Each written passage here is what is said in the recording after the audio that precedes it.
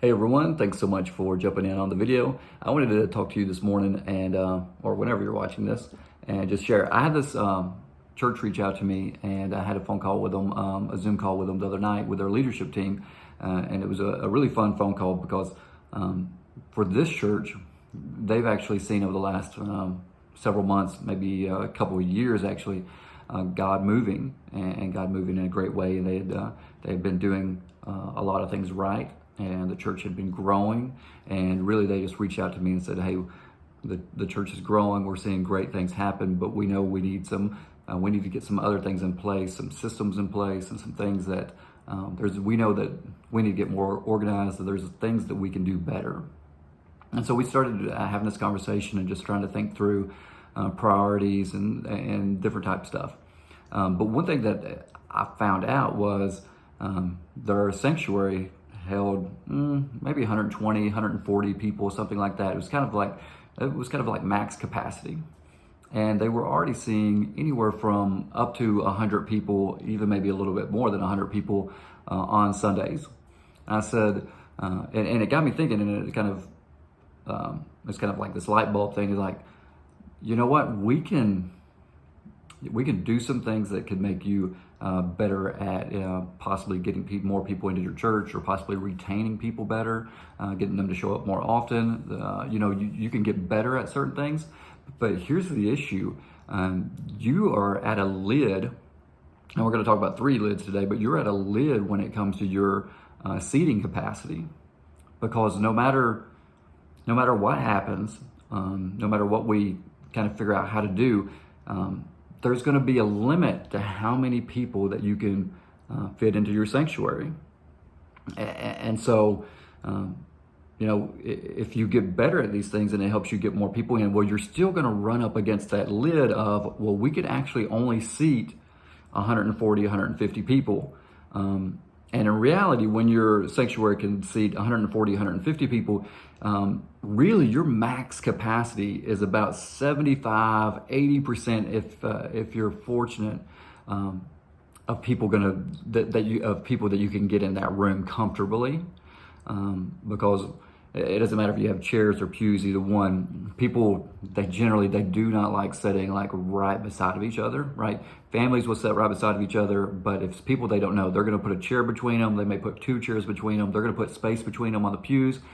And so really, if you have a church of 100, that has a sanctuary of a capacity of 150 seats, realistically, you may get 100 and 110 people in there before it just feels full. And when it feels full and people come in late and they can't find seats, then that's not going to be, they may love the church and stuff, but that's not going to be a church that they're going to want to attend, because it just, they don't feel like there's room for them there within that sanctuary. And so I said, really, that's the lid, and you're going to have to address that lid. And so that's one of them. One of the lids at churches, when we're thinking about facilities and things like that, one of the main lids is your seating capacity. How many people can you seat in your sanctuary? The second lid is one, if you're doing a separate kids ministry, is your children's space. Hey, do you have a space for children? Because a lot of times churches that are reaching young families, they do a really good job of that. Then they end up getting a big influx of children that come in, and a lot of times they run out of space there because they just don't have the room for all the kids coming, right? They may have a nursery or a toddler room. They may have one room for like older kids, and in reality, there's not enough space for them all. And when a kids ministry gets crowded, when you have kids who are 2 or 3 years old mixed with kids who are 6, 7 years old, it's not the best. It's not the best scenario, and parents notice that type of stuff, and that's a frustration to parents. It just is. And so if they feel like, hey, this place is crowded, my kids are in rooms with kids that are really older than them, they don't really need to be in those rooms together. And so that can be a limiter as well, and that could be a lid. So your seating capacity in your sanctuary, your kids ministry spaces, and how much space you have there can be a lid. I actually talked to a church recently, the kids ministry space is one of their lids, and so they're trying to address that right now. And then the third one, and this is a common one too, I've talked to a couple of churches lately that have this problem, is your parking. Do you have enough parking for the amount of people who may be coming? I can't remember the exact statistics. I'd have to look it up, but there's something like people will say you can count on about 2.5 people per parking spot. That's kind of the average, right? And so if you have 50 parking spots, what does that work out to? Like 125 people is kind of the max number of people that you can get into your church, because that's all you have parking for. And so a lot of churches, what they do is they end up, they may have plenty of sanctuary space, they may have plenty of kids space, they may have a large building, but they don't have a big enough parking spot or enough parking spaces for the number of people coming. And so again, that can be a lid. It just is.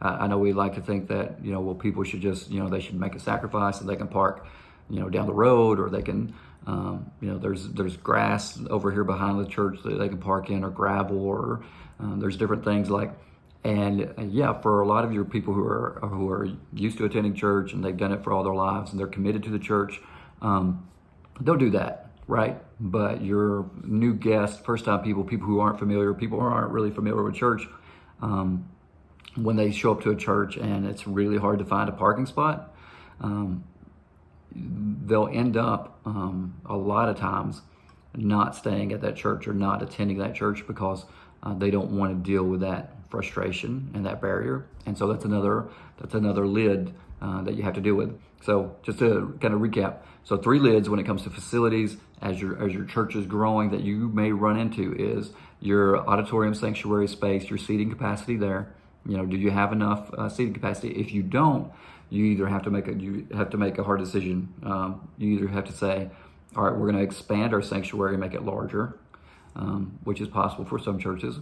You have to say, all right, we're getting as many people as we can get into one service. We're going to have to start a second service or another service. So that's another option. Or the third option is, we're just gonna settle for here. We can't build on. We can't make a larger sanctuary space. We don't want to go to 2 services, and so we're just going to let our sanctuary space be a limiter, and this is going to be a lid, and this is all that we're ever going to be able to really reach.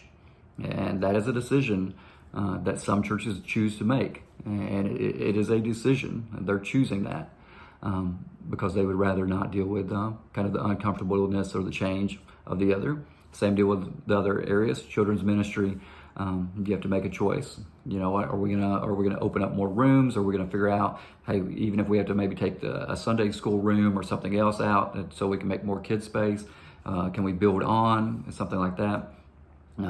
So are we gonna make a choice there? And then parking, same deal with parking. How can we find more parking? How can we get more parking spaces? Is there more space around the church that we can either add in parking? We can put in gravel and add some extra parking spaces. Can we ask some of our leaders and volunteers to maybe park off-site somewhere else and kind of carpool together? And so that's going to open up some parking spots for us.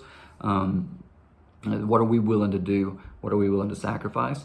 And if you're not willing to change, if you're not willing to make those sacrifices, those areas will always be lids to how far your church can grow, how far they can reach, how many people that they can reach, how many people are going to show up on a Sunday. And so just some things to be thinking about. They're good problems to have, right? They're good problems to have when the church is growing and good things are happening and you got more people coming that you can facilitate. Those are good problems to have. But there's still problems that need to be addressed. And if you don't address them, they're always going to be a barrier. And what you're going to see is your church is going to get to that barrier and hit that lid, and then they're going to go back down again. And anytime they get back up to that spot again, they're going to hit that lid again, and then they'll drop back down. And so, hope this helps. If I can talk you through any of it, please don't hesitate to reach out to me. I'd love to talk through some of that and tell you what my thoughts are and how you can prioritize, what you need to do next. So thanks for watching. I'll talk to you soon.